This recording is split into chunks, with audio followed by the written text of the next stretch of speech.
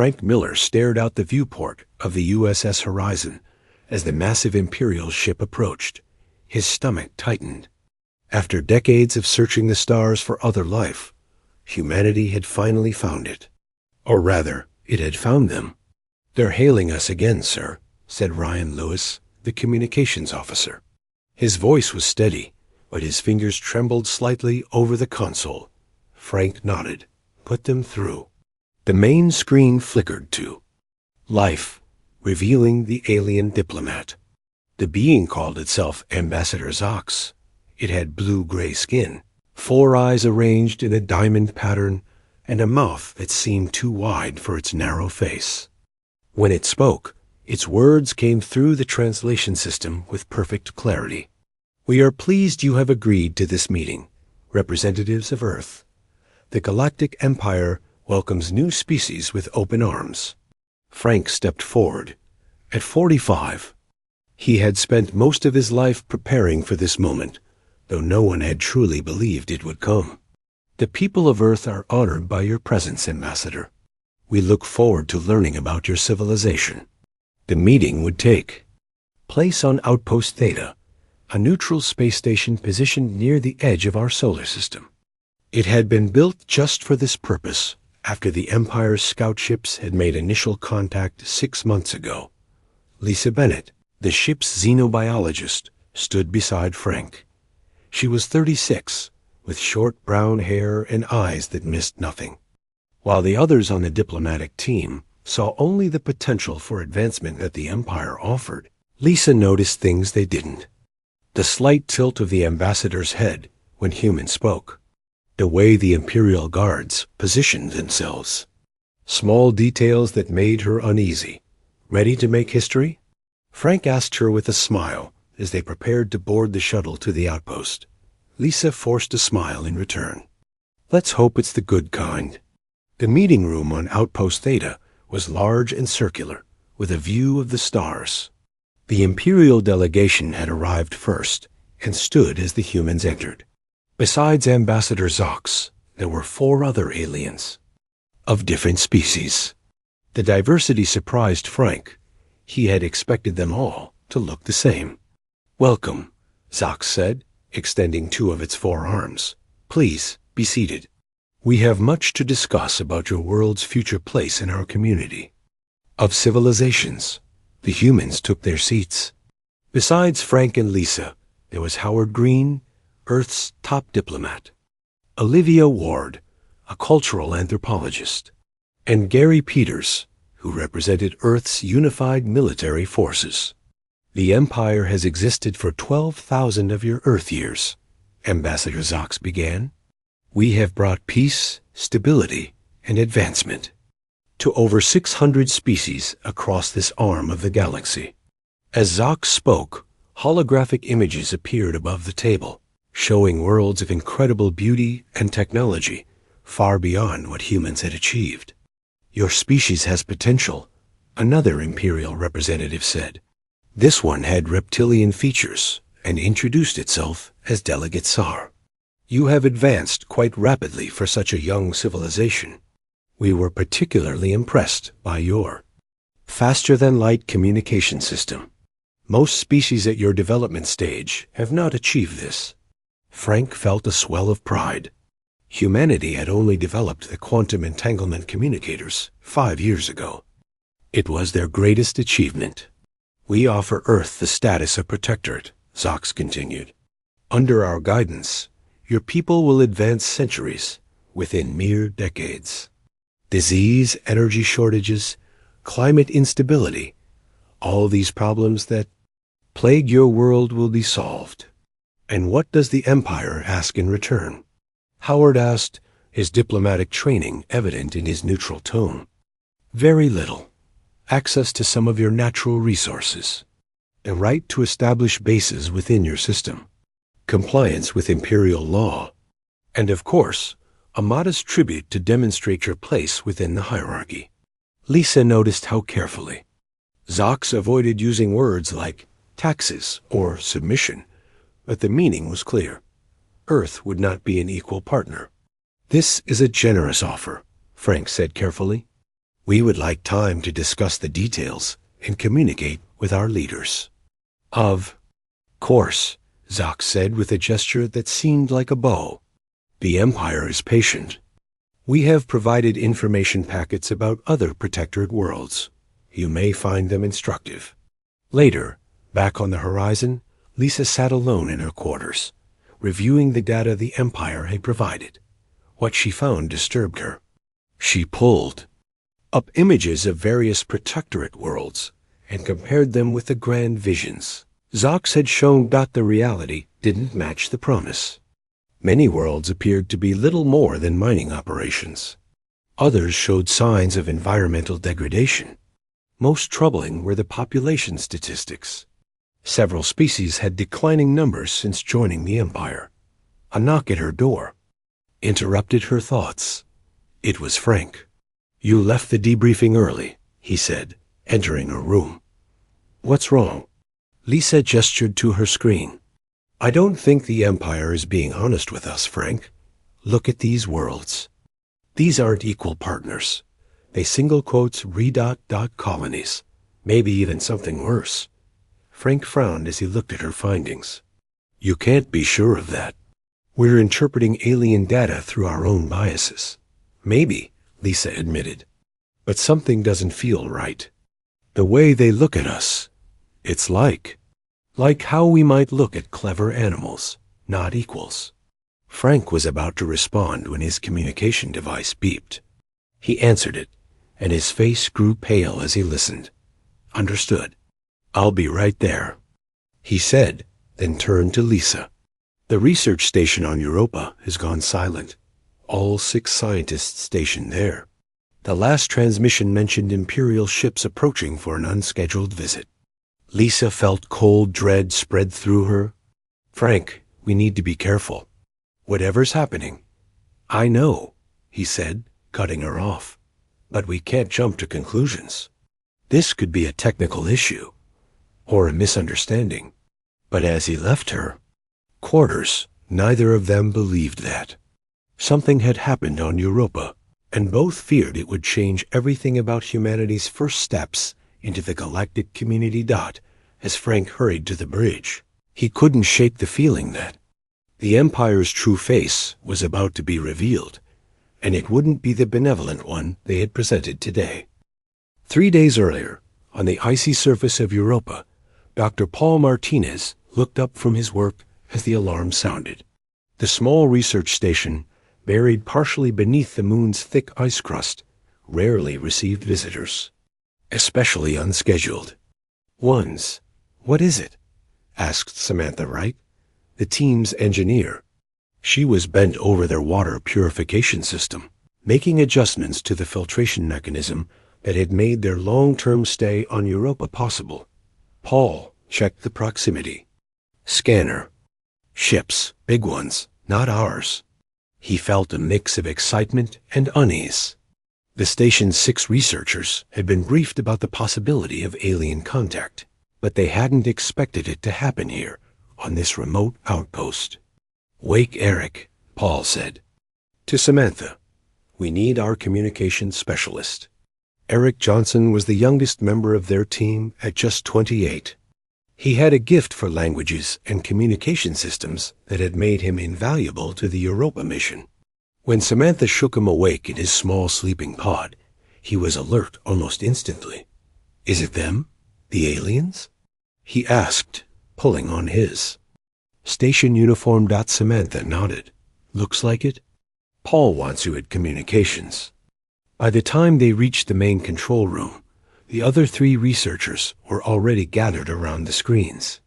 The images showed 3 sleek vessels hovering above the ice, not far from the station's main entrance. "They're hailing us," Paul said as Eric slid into his chair at the communications console. Eric took a deep breath and opened the channel. "This is Europa Research Station responding to unidentified vessels. We welcome peaceful contact." There was a brief pause before a response came through. The translation software converted the alien language into English. "Europa Research Station. This is Scout Commander Vex of the Galactic Imperial Fleet. We are conducting a standard survey of this system's moons. We request permission to land and inspect your facility." Paul and Eric exchanged glances. They had no instructions for this scenario. "We would be honored to receive you," Paul responded after a moment. "However, we must inform our main command on Earth of your arrival." "That has already been arranged through proper channels," came the reply. "We will land in 10 of your minutes. Prepare to receive 3 representatives." The communication ended abruptly. Paul turned to his team. "Okay, everyone stay calm. Remember, your training. First contact protocols. Be respectful but cautious." "Should we trust that Earth knows about this?" asked Samantha, her voice tight with concern. Paul shook his head slightly. "I don't know, but we can't risk offending them. Let's clean up and meet them at the airlock." The Imperial representatives entered the station with an air of casual authority. There were 3 of them, each a different species. The leader, Commander Vex, had metallic scales and eyes that seemed to reflect light like mirrors. The other 2 were introduced simply as specialists. "Your facility is primitive but functional," Vex commented, looking around the station's main room. "We are particularly interested in your adaptation to this environment." Paul led them on a tour of the small station, explaining their research into Europa's subsurface ocean and the possibility of microbial life there. The aliens seemed only mildly interested until they reached the water purification room. "This technology," one of the specialists said, moving closer to examine Samantha's equipment. "It is unusually efficient for your development level." "Thank you," Samantha said, unable to hide her pride. "I designed some of the improvements myself. It allows us to recycle 99.8% of all water used in the station." The aliens exchanged looks that Paul couldn't interpret. Commander Vex asked detailed questions about the filtration process, the materials used, and the energy requirements. "May we see your data systems?" Vex asked suddenly. Paul hesitated. "Some of our research is classified. I'm not authorized to. The Empire requires full access," Vex interrupted, "as a standard procedure for system surveys." Eric stepped forward. "I handle our communications and data systems. I can show you the public research data, but our security protocols prevent access to certain areas without proper clearance from Earth Command." Vex made a sound that the translation system didn't catch. The atmosphere in the room changed instantly. The alien seemed taller somehow, more imposing. "You misunderstand your position," Vex said coldly. "This is not a request." One of the specialists moved toward the main computer terminal. Eric stepped in front of it. "I'm sorry, but I can't allow unauthorized access," he said firmly. "We need to contact Earth for permission." What happened next occurred so quickly that Paul could barely process it. Vex made a sharp gesture with one clawed hand, striking Eric across the chest. There was a sickening sound, and Eric fell backward. His body hit the floor with a heavy thud. Samantha screamed and rushed to Eric's side. Paul stood frozen in shock. Eric wasn't moving. Blood spread quickly across his uniform from 4 deep gashes that had torn through the fabric and deep into his flesh. His eyes stared upward, empty and still. "Eric." Samantha pressed her hands to his wounds, but it was clearly too late. "What have you done?" Vex looked down at Eric's body with no sign of remorse. The subordinate showed disrespect and defiance to Imperial authority. A standard disciplinary action was taken. "You killed him." Paul found his voice at last, horror and rage building inside him. He was just following protocol. "Your protocols are irrelevant," Vex said simply. "The Empire's authority is absolute. Lesser species must learn their place in the order." "Lesser species?" Paul repeated in disbelief. "Yes, it is unfortunate that this lesson required a corrective fatality, but it will help your kind adapt more quickly to Imperial standards. The two specialists moved smoothly to positions blocking the exits. One of them spoke into a small device in their native language. "You will both remain here while we complete our inspection," Vex informed them. "The incident will be reported to your planetary authorities through appropriate channels. They will be informed that proper disciplinary measures were taken when your crew member became aggressive. That's not what happened," Samantha said, her hands still covered in Eric's blood. "You murdered him for nothing." Vex tilted his head in what seemed like genuine confusion. Murder implies killing an equal. The Empire does not recognize newly discovered species as equals until they have proven their value and loyalty. This is merely an unfortunate incident that will be properly documented. As Vex turned away to begin examining the computer systems, Paul met Samantha's eyes across Eric's body. In that moment, they both understood something terrible about humanity's future among the stars. Frank stared at the screen in the briefing room of the USS Horizon, his face pale as the recording from Europa played. The room was silent except for the voices coming from the video. They watched as Eric Johnson was struck down for simply doing his job. When the recording ended, no one spoke for several seconds. "This came through on the emergency channel," Frank finally said. "Dr. Martinez managed to send it before they took control of the station's communications." Howard Green, the diplomat, shook his head in disbelief. "They killed him for not giving them access to a computer?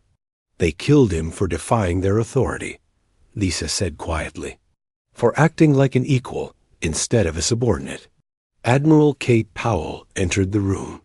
She was the commander of Earth's small space fleet, a woman with a reputation for calm thinking in crisis situations. Right now, her expression was grim. "The world leaders have seen the recording," she informed them. "We're meeting with the Imperial representatives in 1 hour to demand an explanation."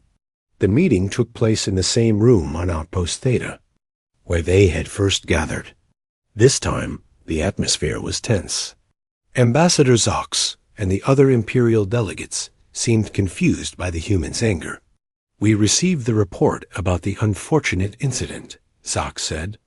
"The Europa station has been fully inspected, and the Empire has determined it meets basic safety standards. The 2 surviving researchers are being well treated." "Well treated?" Frank couldn't keep the anger from his voice. "Your officer killed. A man in cold blood," Zox tilted his head. "There seems to be a cultural misunderstanding." Commander Vex applied standard corrective measures when faced with defiance. "This is perfectly normal and accepted practice throughout the Empire." "Not on Earth," Admiral Powell said firmly. "On Earth, we call that murder." "An interesting perspective," Delegate Sar, the reptilian Imperial, commented. "But surely you understand that your local customs must give way to Imperial law?" All Protectorate species learn this adjustment period can be difficult. "We're not a protectorate yet," Howard reminded them. "And after this incident, I'm not sure we want to be." The Imperial representatives exchanged glances. "Perhaps we should." "Explain more clearly," Zox said. "The offer of protectorate status is not typically ... optional. The Empire has determined that humanity has potential value. You will be incorporated. The only variable is how smoothly the transition occurs." Lisa felt cold fear settle in her stomach. She had been right about the Empire all along. "Are you threatening Earth?" Admiral Powell asked directly. "Not at all," Zox replied smoothly. "We are simply explaining reality. Resistance is occasionally attempted by new species. It always ends the same way, with submission, but after unnecessary losses. We would prefer to avoid that with humanity." The meeting ended shortly after, with the humans requesting time to reconsider their position. Back on the horizon, an emergency call with Earth's United Government began. "They see us as cattle. Frank said bluntly to the assembled world leaders. On the screen. Useful livestock to be disciplined when we don't obey. The recording from Europa confirms it, Lisa added. This isn't a misunderstanding. This is their standard procedure with what they consider lesser species. On the main screen, the president of the United Earth Alliance looked tired. Our military experts have analyzed their technology based on the scans you've provided. We have no chance in a direct conflict. Their weapons are centuries beyond ours. So we just surrender? Admiral Powell asked. Become their slaves? No, the president said firmly. But we need options beyond fight or surrender. Admiral Powell was quiet for a moment. Then she said something that surprised everyone. What if we run? The room fell silent. Run? Frank asked. Run where? They've found us. They know where Earth is. Not run and hide. Powell clarified. Run and scatter. Disappear. Make ourselves. Too much trouble to hunt down. The idea seemed crazy at first, but as Powell explained further, Lisa began to see the logic.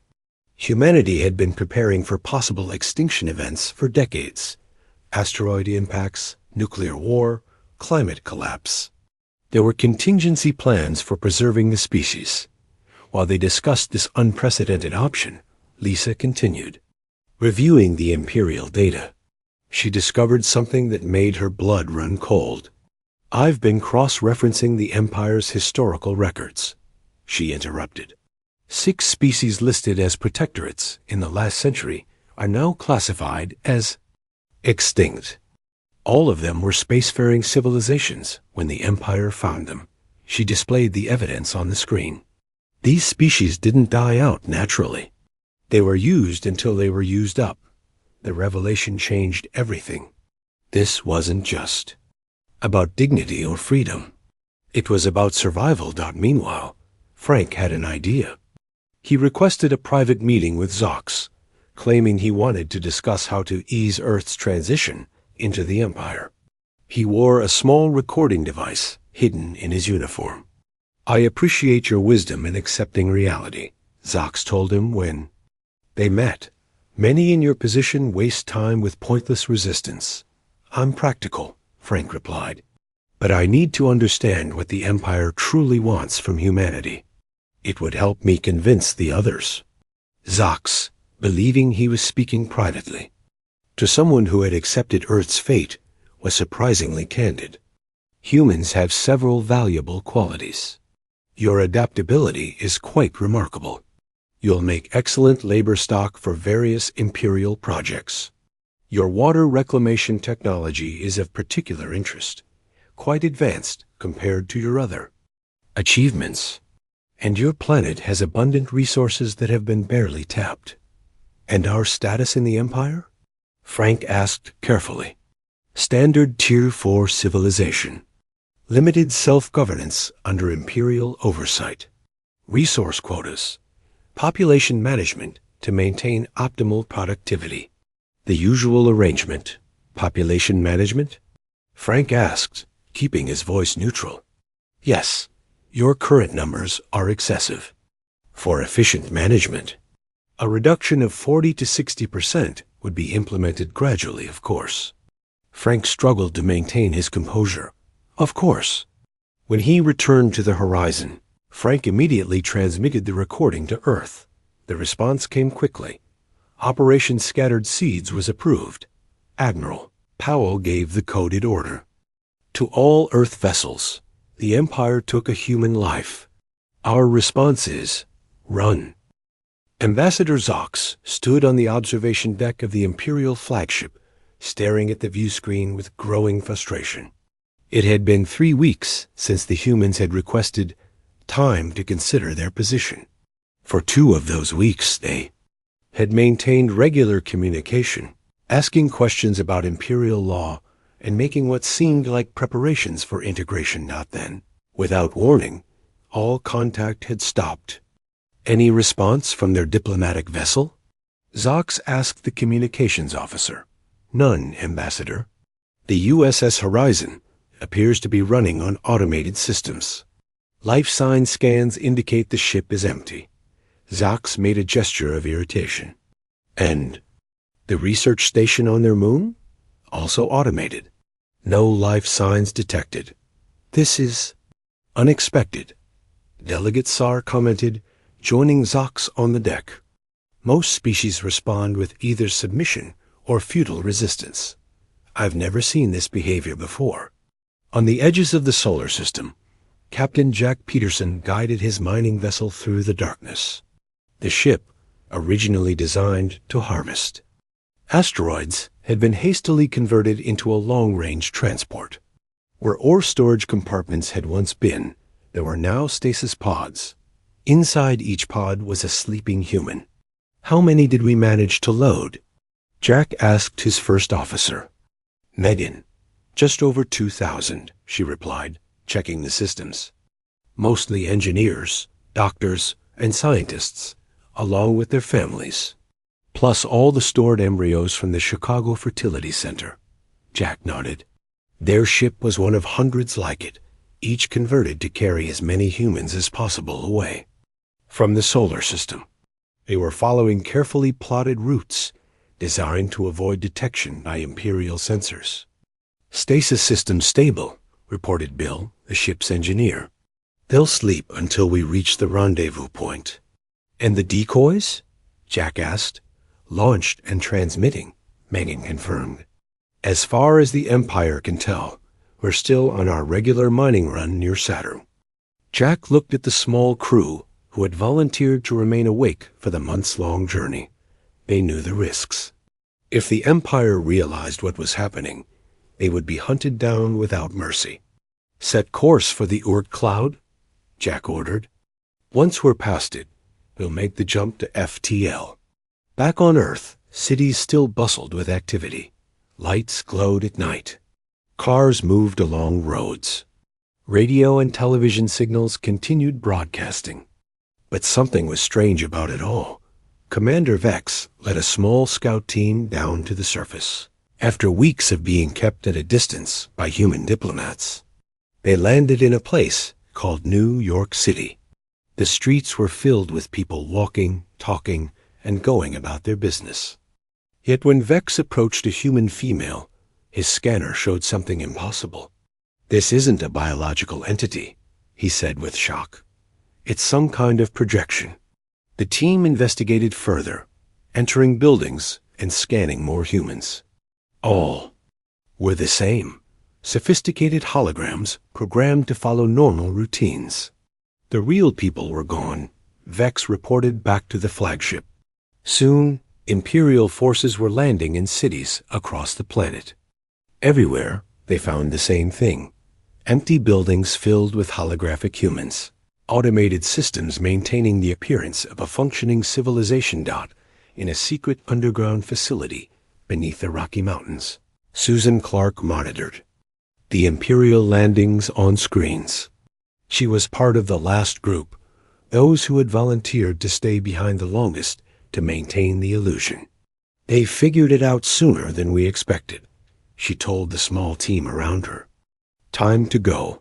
They had one last task, activating the final phase of the deception. Susan entered a series of commands. Across Earth, automated systems began shutting down in sequence, giving the impression of a planet-wide technical failure. Transport. Good luck, Earth, she whispered. Then she joined the others on the small stealth ship hidden in a mountain cavern. On the Imperial flagship, Zox received increasingly bizarre reports from the surface teams. The human projections are disappearing, an officer reported. And we're detecting automated shutdowns of power systems across the planet. Scan for life forms, Zox ordered urgently. The results came back minutes later. Aside from Earth's natural wildlife, the planet was almost entirely devoid of human life. Only a few thousand readings remained, and those were rapidly disappearing. 2. How is this possible? Zox demanded. There were billions of them. No one had an answer. It was unprecedented. An entire technological civilization had simply vanished. There are other settlements, Zox said suddenly. The moon base, Mars colony, the stations on the outer planets. Scans were conducted quickly. All showed the same pattern. Automated systems running empty facilities. In some cases, the stations had been completely abandoned, with critical systems deliberately disabled. Delegate Sar reviewed the data with growing alarm. They must have been planning this for weeks. But where could they go? Our sensors would have detected large-scale ship movements. The truth was, Imperial sensors had detected ships leaving the solar system, but only the ones humans had wanted them to see. Hundreds of decoy vessels, automated or carrying minimal crews, had been dispatched in various directions. Each one led Imperial forces on a different wild chase. Meanwhile, the real evacuation ships had taken routes specifically designed to exploit gaps in Imperial sensor coverage. They traveled in small groups, using minimal power, often hiding in the shadow of larger celestial bodies. By the time the Empire realized what was happening, the human exodus was well underway. Ships were already reaching their first waypoints beyond the solar system, where they would regroup before scattering to distant, uncharted regions of the galaxy. On Earth, Zox stood in an empty control room of what had been the human world government headquarters. Displays still flickered with information. Automated voices still responded to queries. But no humans remained to operate the systems. This is troubling, Zox admitted to Sar. No species has ever responded this way. The coordinated disappearance of billions of individuals. Could it be some kind of biological agent? Sar suggested. A disease that quickly eliminated them? Then where are the bodies? Zox countered. No, they left deliberately. But to where? And how did they move so many without detection? As Imperial forces continued their bewildered search of the abandoned planet, a small stealth ship carrying Susan and her team slipped past the outer planets. They were the last humans to leave the solar system, carrying with them the final records of humanity's departure. Do you think they'll follow us?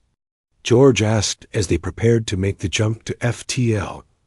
Susan looked at the data streams, showing Imperial ships swarming around Earth and chasing decoys in all directions. They might try, but they'll have to find us first. Behind them, Earth grew, smaller in the view screen. The planet looked peaceful, blue and green and beautiful, and completely empty of human life. 5 years passed.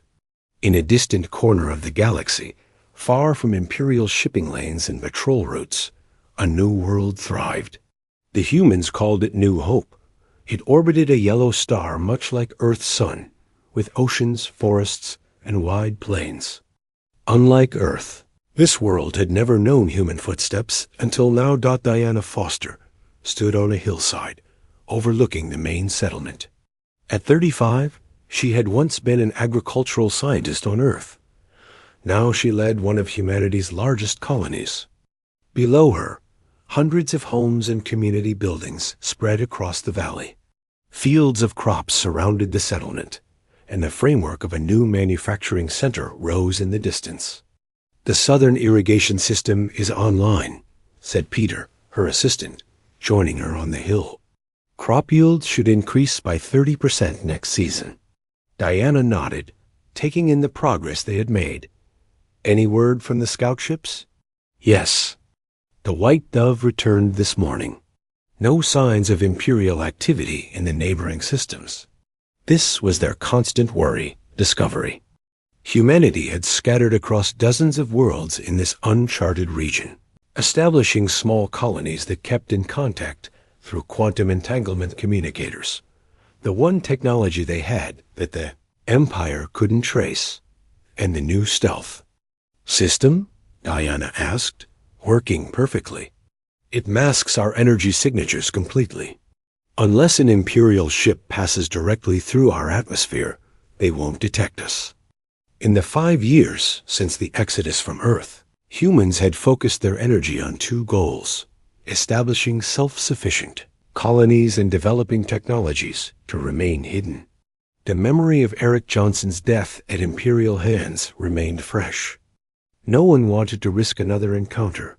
Later that day, Diana attended the Colony Council meeting in the Central Hall. Representatives from different sections of the settlement gathered to discuss progress and problems. "Food production exceeds our needs by 15%, reported Alan, the farm coordinator. "We can increase our storage for winter." "The education center needs more space," said Melissa, who managed the colony school. "We have 20 new children born in the last year." The meeting continued with similar reports. New Hope was growing, thriving even. But underneath the practical discussions lay a deeper question that no one had yet answered. What was humanity's future in a galaxy ruled by the Empire? As the meeting ended, an urgent message came through. Diana's communicator beeped. "Council members, please stay," she said, reading the message. "We have an incoming transmission from Admiral Powell." A holographic image appeared in the center of the room.